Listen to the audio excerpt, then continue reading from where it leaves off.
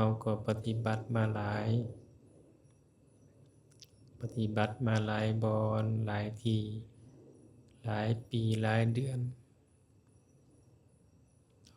จนนับบ่ได้บ่อนปฏิบัติธรรมแต่ว่ามีสิ่งหนึ่งเนาะที่เฮาเอิ้นว่ายังบ่ทันชัดเจนยังบ่ทันแจ้งก็คือธรรมเนาะธร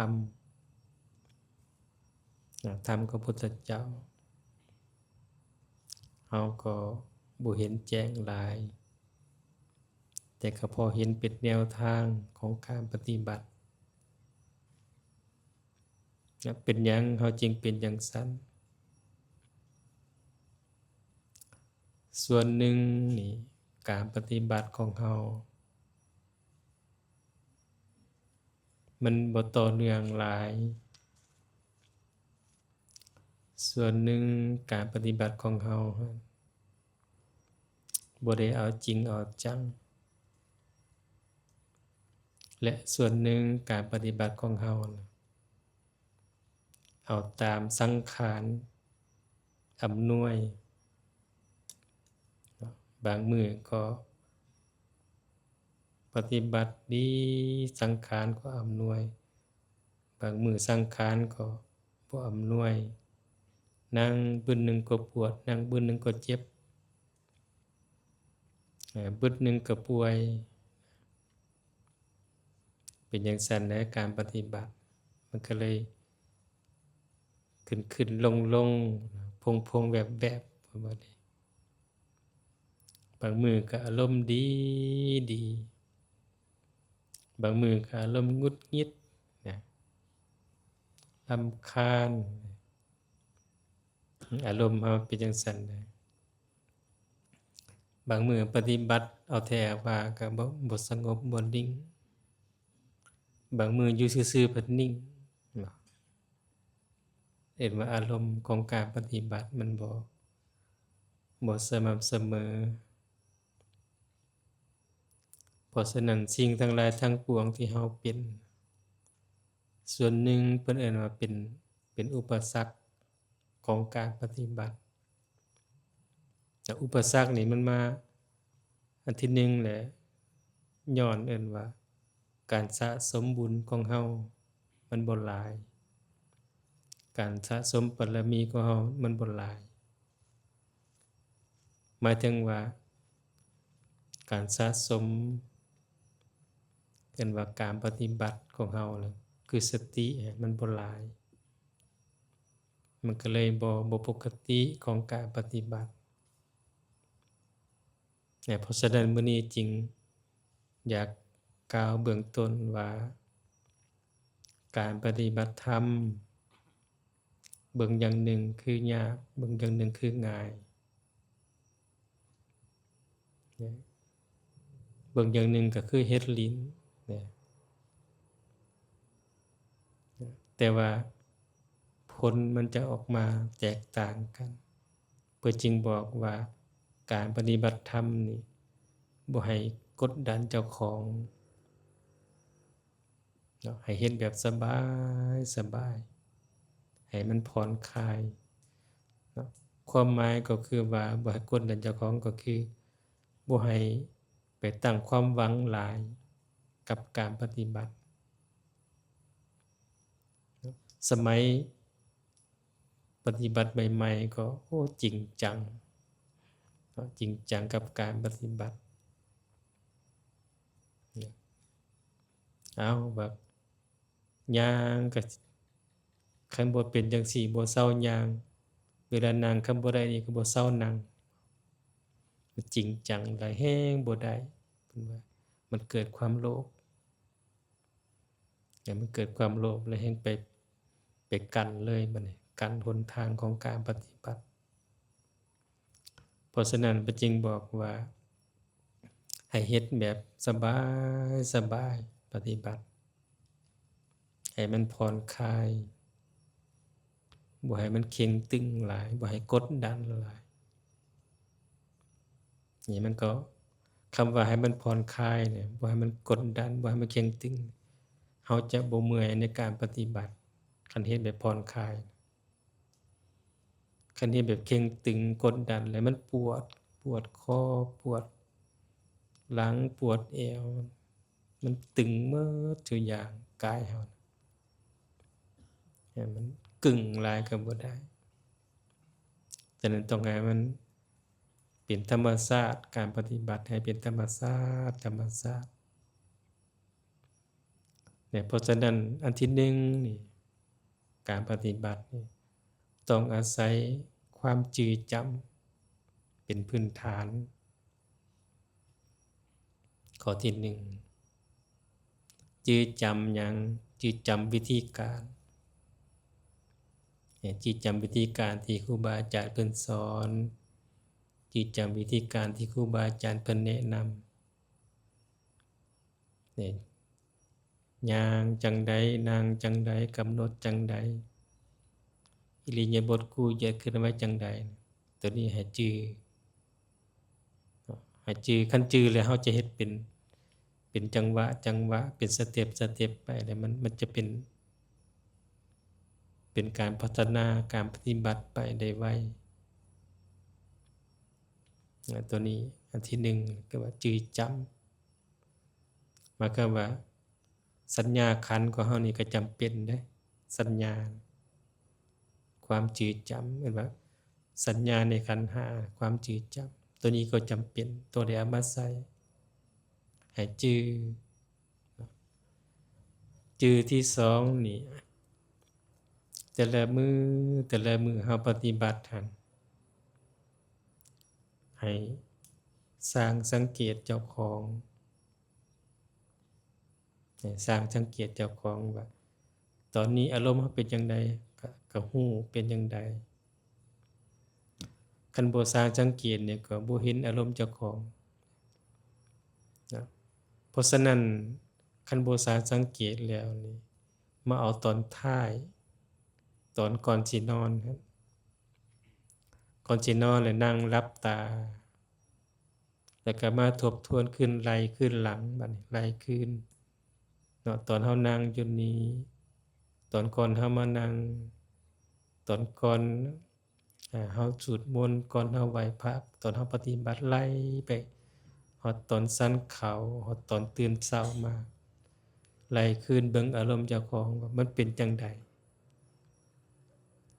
จึงมาสรุปเอาบัดมาสรุปอันนั้นว่ากวดคืนการปฏิบัติตนเองไล่ขึ้นหลังไล่เอาที่เฮาจำได้ไล่ขึ้นไปมันจะเห็นนะเห็นเป็นกระบวนการว่าโอ้มื้อเช้านี่หม้องนี้เฮาเป็นจังซี่ตอนสวยเฮาเป็นจังซี่หม้องนี้เนาะตอนบ่ายเฮาย่างนี่มันเป็นจังซี่มันจะเห็น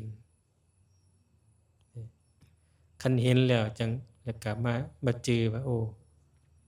เฮาเฮ็ดจังซี่แล้วมันนิ่งดีมื้อเช้านี่เฮามานั่งจังซี่แล้วมันบ่นิ่งแล้วกำหนดรู้แล้วก็ทบทวนแล้วก็จึงนอนแล้วก็เบิ่งอารมณ์เจ้าของตื่นเช้ามาแล้วปรับเปลี่ยนวิธีการนะว่าจากที่เฮาเป็นเมื่อวานนี้นี่ย้อนตัวนี้เลยมื้อนี้เฮาปรับวิธีการปรับปรุงวิธีการใหม่หรือว่าเมื่อวานนี้เฮาย่างแบบสิแล้วมันนิ่งมามื้อนี้ก็เฮ็ดหลายๆบัดแบบที่มันนิ่งเพิ่มการปฏิบัติตัวนี้ขึ้นหลายๆแล้วก็เบิ่งว่าเมื่อวานนี้ตัวใดที่เฮามันสับสนวุ่นวายมันฟุ้งซ่านรำคาญมันอาจจะเป็นย้อนอันใดอันหนึ่งนี่เฮาก็มาแก้ไขเช่นว่าโอ้เมื่อวานนี้เฮาลมกันหลายเฮาเว้ากันหลายเฮ็ดให้จิตมันบ่สงบมื้อนี้ก็พัฒนาว่าบ่ลมหลายบ่เว้าหลายนี่วิธีการคันเฮาทบทวนได้แล้วจะเห็นนักปฏิบัติส่วนใหญ่อยากขาดตัวนี้แหละ ขาดการทบทวนเจ้าของคันขาดการทบทวนเลยมันจะเป็นได้ว่าสังขารปรุงแต่งเรื่องอนาคตอย่างเดียวมีแต่อยากได้อยากเป็นอยากได้อยากเป็นแต่ว่าสังขารปรุงแต่งจิตเฮ็ดให้เฮาฟุ้งซ่านบ่สงบนี่เพราะฉะนั้นจึงว่าการใช้สัญญาขันธ์นี่ในการหาก็เป็นประโยชน์ในการทบทวนเบื้องตนเอง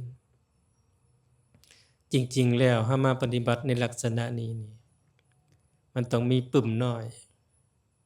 ปึ้มน้อยติดธงยามกับบิ๊กการหนึ่งเอามาหยังบันทึกอารมณ์คือก็น้อยเว้าแล้วมันแวบมารู้สึกได้เขียนไว้ตัวนี้จะง่ายในการทบทวนก่อนนอนก็มาเปิดเบิ่งไล่เบิ่งก็จะเห็นมื้อนี้ก็เห็นมื้ออื่นก็เห็นต่อไปเห็นมันเฮาสามารถแบบ7วันในการปฏิบัตินี่ได้บทเรียนบักหลายๆอยู่ในปึ้มน้อยนี่เฮาจะเห็นอารมณ์เจ้าของได้แล้วก็เอานี่ได้ปึ้มน้อยได้ไปพัฒนาต่ออันนี้เอิ้นว่าเป็นประสบการณ์อยู่ในปึ้มน้อยของการปฏิบัติแต่ละมื้อนี่มันจะแวบมาบางครั้งนี่มันจะแวบมาอารมณ์ดีรู้สึกดีแล้วก็ธรรมะแวบมาขอปฏิบัติแวบมาตัวนั้นแหละคักเนี่ยตัวมันแวบมาให้จดไว้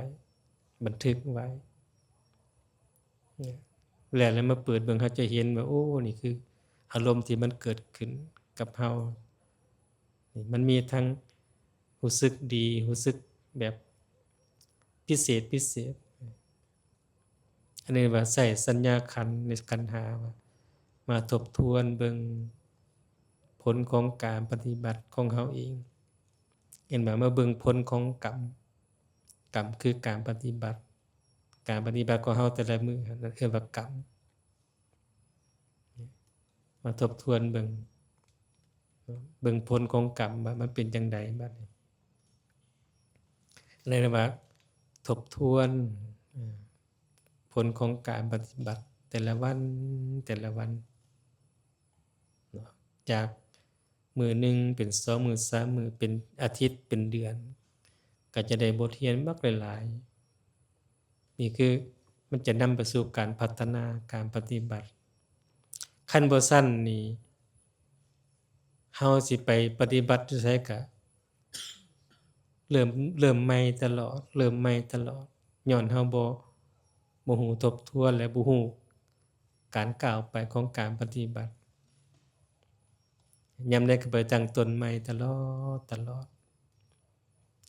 คันเฮาทบทวนได้บันทึกได้เลยเฮาสามารถไปเติมได้ว่าตัวนี้เฮาได้แล้วตัวนี้เฮาขาดเฮาเติมเข้าแล้วมันก็เต็มนี่ปัญญาก็เต็มได้นี่ว่าเทคนิคของการปฏิบัติเพราะฉะนั้นเห็นบ่ครูบาอาจารย์เพิ่นสอนกรรมฐานเพิ่นจะว่ามีสอบอารมณ์สอบอารมณ์ก็คือทบทวนคืนการปฏิบัติของผู้ปฏิบัติแต่ละมื้อแต่ละเพิ่นก็จะถามก็จะให้เฮามารายงานสู่ฟังอันนี้ว่ารายงานเนี่ยมันจะทบทวนการปฏิบัติของเฮาให้ครูบาอาจารย์ฟังเพราะฉะนั้นถ้ามาที่นี่ถึงแม้นว่าครูบาอาจารย์บ่ได้ทบทวนให้เฮาเฮ็ดเองบัดนี้แต่ละมื้อเบิ่งเจ้าของเองเฮาจังสิฮู้ว่าเฮาก้าวหน้าเฮาถอยหลังเฮาสิเติมตัวใดใส่การปฏิบัติเฮาสิพัฒนาไปฮอดไปทางใดว่ามันถูกทางบ่เนี่ยเป็นจั่งใดการปฏิบัติเพราะฉะนั้นจริงว่าการทบทวนคืนเป็นหลักการของการปฏิบัติเพื่อจะพัฒนาไปทางหน้าแต่ละมื้อต้องได้กวดคืนเจ้าของทบทวนคืนเจ้าของว่าเฮาขาดหม้องใดเฮาได้หม้องใดนี่เฮาสิไปต่อแบบใดคันผู้ใดเฮ็ดจังซี่ได้นี่ก้าวหน้าไวปฏิบัติก้าวหน้าไวสุดเพราะว่าเฮาเห็นจุดของเฮาเด้ท ที่จะเติมวิธีการเข้าไปเติมเทคนิคเข้าไปเนี่ยคันผู้ใดทบทวนบ่ได้แล้วก็มันจะเป็นอันว่างงๆเจ้าของเนาะงงๆเจ้าของแล้วก็ลังเลสงสัยหลายแล้วมันจะเฮ็ดให้อันว่าสังขารขันธ์ปรุงแต่งได้ไวปรุงแต่งได้ไวแล้วเฮาก็หลงบัดหลงไปกับการปรุงแต่งของสังขารเนาะเพราะฉะนั้นจึงว่าการปฏิบัตินี้จึงเป็นสำคัญหลายอันที่หนึ่งเอิ้นว่าความจืดจำที่เว้าให้ฟังแบบใส่ตัวนี้ความจืดจำโดยการทบทวนคืนการปฏิบัติแต่ละวันแต่ละวันข้อที่2บัดนี้เอิ้นว่าใส่การพิจารณา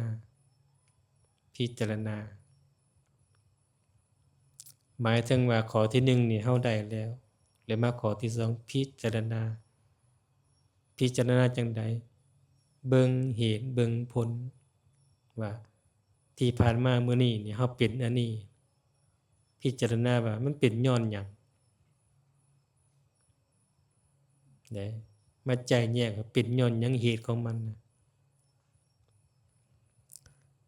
มื้อนี้มันสงบเนี่ยย้อนหยังเฮาเฮ็ดจั่งใดให้มันสงบมื้อนี้มันวุ่นวายย้อนหยังเป็นเหตุที่มาคิดพิจารณาเบิ่งเหตุเบิ่งผลให้มันเห็นแต่คันพิจารณาเบิ่งเหตุเบิ่งผลแล้วมันก็จะเห็นเนาะเห็นแล้วมันจังจะนำไปสู่การแก้ไขได้ไวในมื้อต่อไปตัวพิจารณานี่เป็นสำคัญเนาะจากที่ว่าจื้ออารมณ์เจ้าของผ่านมาแล้ว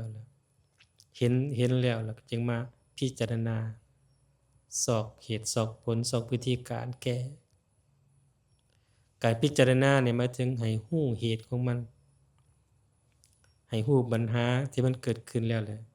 ฮู้เหตุของปัญหาว่ามันเกิดจากไสมันเกิดย้อนหยังเกิดจากเฮาเองหรือเกิดจากคนอ้อมข้างเฮาเกิดจากเฮาเองหรือเกิดจากสภาพแวดล้อม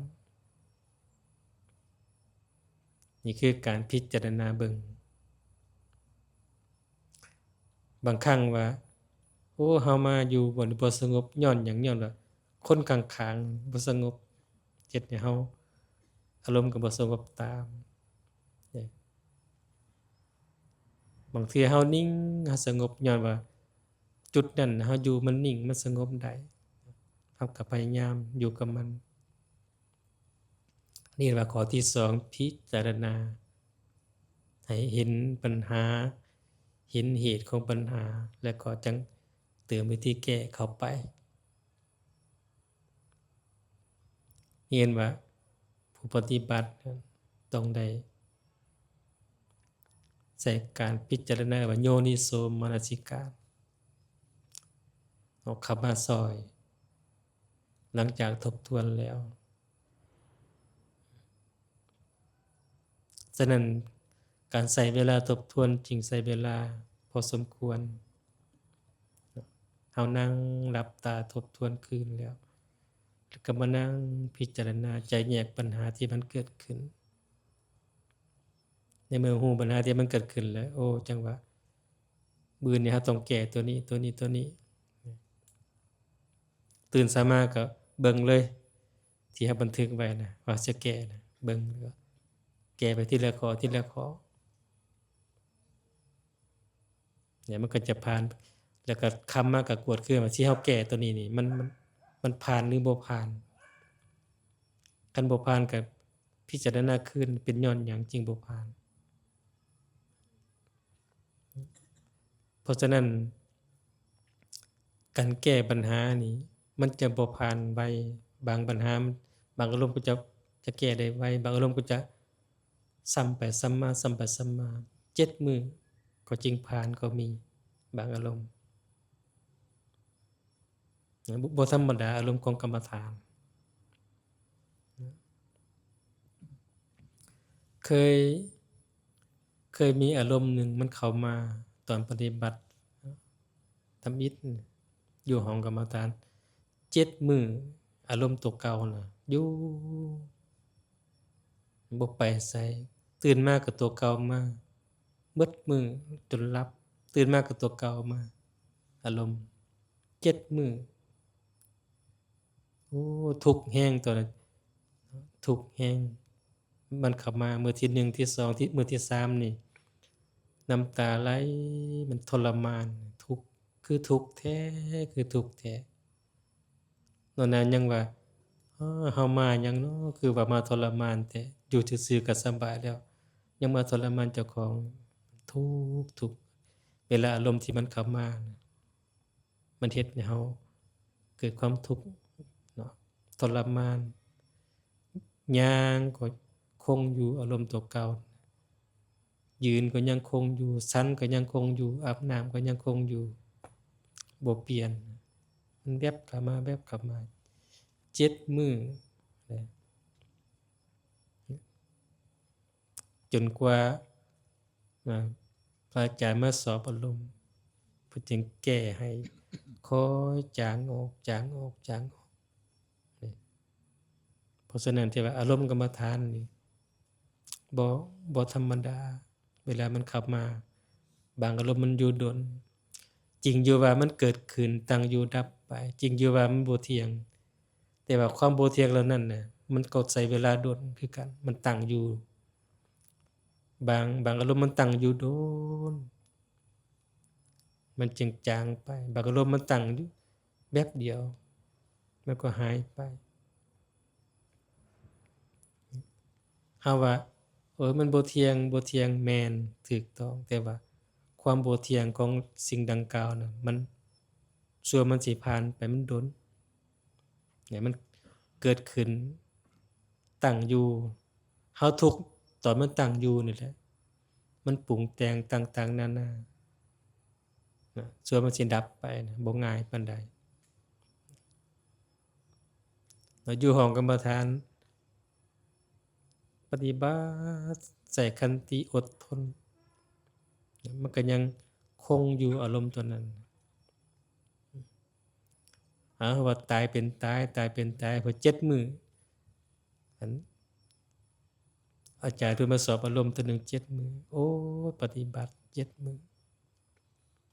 จนกว่าเพิ่นมาเทศน์ให้ฟังให้อารมณ์กรรมฐานให้ฟังแล้วค่อยปรับค่อยปรับค่อยปรับแล้วค่อยจางไปจางไปอารมณ์ตัวนั้นจางไปผ่านไปมันก็มีตัวใหม่เข้ามาแต่ก็บ่แรงหลายก็พอเข้าใจได้พอรู้ทันมันได้นี่คือคำว่าอารมณ์ที่มันผ่านมาฉะนั้นเฮาทบทวนได้แล้วจึงมาพิจารณาเบิ่งเหตุเบิ่งผลเบิ่งวิธีทางออกของมันแต่มันจะนำไปสู่การนั้นว่าเข้าใจอารมณ์ปฏิบัติไปหลังจากมันดับไปแล้วตัวใหม่มานี่ถือว่าเฮาผ่านตัวหนักๆแล้วตัวใหม่มาก็หูไวบัดนี้หูไวก็ดับไวหูไวก็ดับไวตัวนั้นเพิ่นสิเอิ้นว่าใส่อันวิญญาณขันธ์ของขันธ์5วิญญาณขันธ์ก็คือหูอารมณ์บัดหูอารมณ์ที่มันเกิดขึ้นทางตาหูดังลิ้นกายใจเพราะฉะนั้น3อย่างนี้1เห็นว่าจื้อจำได้จากการทบทวน2มาพิจารณาโยนิโสมนสิการเบิ่งเหตุเบิ่งผลสอบวิธีแก้ไขหลังจากนั้นจึงมาฮู้อารมณ์ที่มันเกิดขึ้นกับเฮาอยู่ตลอดเวลานะเป็นในขันธ์5หรือว่าใส่วิญญาณขันธ์ฮู้อารมณ์หลังจาก รู้อารมณ์ตัวนี้แล้วมันจึงสืบเนื่องต่อการปฏิบัติเลยพัฒนาไปไวบัดนี้สติมาปัญญาก็เกิดขึ้นได้ไวฉะนั้นทั้งหมดทั้งมวลนี่ฟังนี่คือง่ายแต่ว่าปฏิบัติยังยากหลายแต่ก็สามารถเฮ็ดได้เนาะนักปฏิบัตินี่พระสงฆ์สามเณรแม่ขาวผู้ออกไม่ออกก็ปฏิบัติได้ถ้าว่าตั้งใจปฏิบัติเพราะฉะนั้นหลักการของการปฏิบัตินี่เนาะคือเว้าให้ฟังผ่านมานี่แม่นเป็นความรู้ว่ารู้จากความจืดจำรู้แบบปัญญารู้แล้วรู้แบบวิญญาณรู้แบบวิญญาณรู้นี่หมายถึงว่ารู้แบบการปฏิบัติเข้าใจอารมณ์ให้รู้อารมณ์ของว่าของอารมณ์ที่มันเกิดขึ้นฉะนั้นเป้าหมายของเฮานี่ของการปฏิบัติมาที่นี่นี่มันคือตัวที่3รู้แบบวิญญาณรู้แบบกรรมฐานรู้แบบวิปัสสนารู้คือรู้อารมณ์ที่มันเกิดขึ้นเนาะอารมณ์มันเกิดขึ้นทางใดแน่คุณแม่อารมณ์เกิดขึ้นทางตาเวลาตาเห็นรูปบ่อารมณ์เกิดขึ้นทางหูเวลาหูได้ยินเสียงอารมณ์เกิดขึ้นทางดังเวลาดังได้กลิ่นอารมณ์เกิดขึ้นทางลิ้นเวลาลิ้นได้ชิมรสเวลาสันอารมณ์เกิดขึ้นทางกายเวลากายได้สัมผัสเย็นร้อนอ่อนแข็งและอารมณ์เกิดขึ้นทางใจเวลาใจได้นึกคิดนี่อารมณ์เกิดขึ้น6ทาง เพราะฉะนั้นจึงว่าการรู้อารมณ์นี่ก็รู้ใน6ทางเวลาตาเห็นรูปก็รู้หูได้ยินเสียงก็รู้ดางได้กลิ่นก็รู้ลิ้นได้ชิมรสก็รู้กายได้สัมผัสก็รู้ใจได้นึกคิดก็รู้นี่เพราะฉะนั้นสุดท้ายเลยเอาตัวรู้ตัวเดียวคุณแม่ครับปฏิบัตินะตัวรู้จะเป็นตัววิปัสสนาฉะนั้นสิผ่านมาหาตัวรู้ได้มันต้องกับผ่านอารมณ์สมถะฝึกสมาธิให้มั่นคงจิตนิ่งจะจึงเห็นจึงรู้จึงแจ้งได้จึงอาศัยเอิ้นว่าศรัทธาความเชื่อต่อการปฏิบัติและข้อที่2ว่าความเชื่อต่อการปฏิบัติแล้วจึงมาข้อที่2ก็วิริยะความเพียรดุมันบ่ขี้คร้านดุมันนี่หมายถึงว่าปฏิบัติให้ต่อเนื่องบ่ให้ขาดอารมณ์กรรมฐานจากตื่นเช้ามาจนฮอดเข้านอนก็ปฏิบัติเก็บอารมณ์บ่ขาดอันนี้ว่าต่อเนื่องมื้อหนึ่งต่อเนื่อง2มื้อต่อเนื่อง3มื้อต่อเนื่องไปเรื่อยๆเรื่อยๆแต่คันการปฏิบัติที่ต่อเนื่องตลอดนี่ความรู้สึกตัวมาไวรู้สึกตัวมาไวเพื่อแบบสติความรู้สึกตัวได้อิหยังมาก็รู้สึกได้ไวอารมณ์หกมาผ่านก็รู้สึกได้ไวคันเวลาใดเฮารู้สึกได้ไวนี่จิตมันจะนิ่งอาคุณแม่จิตจะนิ่งเอิ้นว่าเป็นสมาธินี่เป็นสมาธิเวลาจิตนิ่งแล้วหม้องนี้บัดนี้ส่วนหลายผู้ปฏิบัตินั้นจะคาบ่อนว่ามันนิ่งมันสงบนี่จะมักอยู่แต่หม้องนี้บ่อยากไปไสเอิ้นว่ามันจะเกิดความพอใจกับความสงบแล้วก็ไปต่อยากเพราะฉะนั้นจึงให้ข้ามผ่านตัวนี้ว่าเวลาจิตนิ่งเป็นสมาธิถึงขั้นว่าเป็นเอกคตาจิตเป็นอารมณ์เดียวคันบ่ได้ฮอดจุดนี้แล้วนะเอาวิปัสสนามาใส่ว่ามันนิ่งแล้วให้เบิ่งเอามาเบิ่งกายพิจารณาว่าเป็นหยังกายมันจึงบ่เที่ยง เป็นหยังกายมันจึงเป็นทุกข์เป็นหยังกายมันจึงบังคับบัญชาบ่ได้พิจารณาเบิ่งกลับไปกลับมากลับไปกลับมาแล้วมันจะเป็นปัญญาเข้าใจแจ้งว่าโอ้ที่นั่งอยู่นี่บ่แม่นตัวตนของเฮามันแม่นหยังซะบัดนี้มันแม่นขันธ์ห้ารูปนามไอ้จึงเอิ้นว่าตัวรู้แบบวิญญาณรู้มันจังกลับมากลับมากลับมากลับมามันจะเป็นนั่นว่ารู้รูปรู้นามรู้ขันธ์ห้าตามธรรมชาติเด้มาหม้องนี้ได้บัดนี้จึงเห็นว่าโอ้อันนี้บ่เที่ยงแบบนี้อันนี้บ่ทุกข์เป็นทุกข์แบบนี้อันนี้มันบังคับบัญชาบ่ได้แบบนี้จะเห็นเหตุของมันเห็นปัจจัยของมันแล้วก็เห็นวิธีการกำหนดรับมือกับอารมณ์ดังกล่าวได้เรียนว่าผลของการปฏิบัติถ้าปฏิบัติว่าให้ต่อเนื่องนะมันก็จะได้ไวเพราะฉะนั้นปัญหาของซุมเฮานี่แม่นขาดความต่อเนื่องของการปฏิบัตินี่เฮาขาดหม้องเดียวตัวอื่นเฮาได้หมดขาดความต่อเนื่องเนาะตัวอย่างว่ามื้อนี้แต่เช้าฮอดค่ำนี่ลองคิดเบิ่งเฮาต่อเนื่องบ่กับการปฏิบัติเฮาไปร่วมกันจักเทื่อเฮาไปเว้ากันจักเทื่อเฮาไปเบิ่งโทรศัพท์จักเทื่อมื้อนี้หรือเฮามานั่งสมาธิจักเทื่อบ่เฮาก็รู้แล้วว่าเฮาบ่ต่อเนื่องคันไปไล่คืนน่ะบ่ต่อเนื่องเฮาก็รู้แล้ว ฉะนั้นคันรู้ว่าบ่ต่อเนื่องเฮาก็อยากให้มันต่อเนื่องก็ปฏิบัติเอาบัดนี้บ่ร่วมกันอยู่กับการปฏิบัติตลอดมันก็เห็นผลได้ไวเนาะอันนี้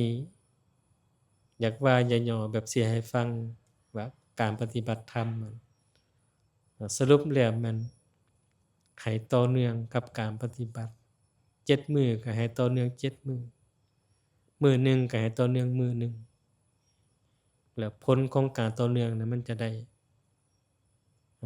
ไวเนาะเพิ่นจึงบอกว่า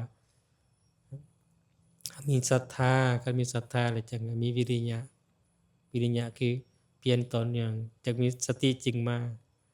สติมาแล้วสมาธิจริงมาแล้วปัญญาก็เกิดตามอันนี้เคล็ดลับของการปฏิบัติอยู่ที่การต่อเนื่องฉะนั้นการทบทวนคืนสัญญาขันธ์ในการพิจารณาในการมากำหนดรู้เป็นผลของการปฏิบัติที่มีความต่อเนื่องเราจึงจะประสบผลสำเร็จในการปฏิบัติ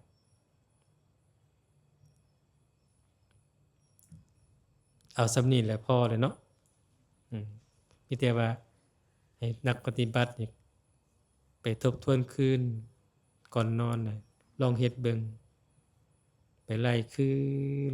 นตัวใดที่เฮาจื้อได้ตัวเฮาบ่จื้อบ่ได้ก็ให้ผ่านไปอย่าไปคิดมันแล้วเฮาจะเห็นว่ามื้อนี้นี่เฮาขาดหยังแล้วมื้ออื่นเฮาสิเพิ่มตัวใดเข้าลองเบิ่งเด้อลองไปพิจารณาเบิ่งคืนแล้วเฮาจะเห็นว่าผลของกรรมผลของการปฏิบัติจะเห็นว่ามื้อต่อไปเฮาสิเพิ่มหยังขึ้นกับการปฏิบัติแล้วมื้อต่อไปมันจะเห็นผลของการเติมสิ่งที่เฮาขาดไปการเติมสิ่งที่เฮาขาดไปนี่อาศัยครูบาอาจารย์วิปัสสนาจารย์ว่าเฮาต้องมาหาเพิ่นให้เพิ่นแนะนำขณะปฏิบัติแบบนี้มันเป็นจังซี่เพิ่นก็แนะนำให้เติมเข้าไปให้เฮาก็ปฏิบัติตามแล้วก็จะได้ไวเพราะฉะนั้นวันนี้การให้ธรรมะกับการปฏิบัติก็น่าจะพอดีกับเวลาก็ขอแนะนำที่มาให้ธรรมะก็ขอให้นักปฏิบัติธรรมทั้งหลายจงมีดวงตาเห็นธรรมในการเข้าถึงธรรมทุกท่านทุกองค์ทุกคนด้วยเถิดเอวัง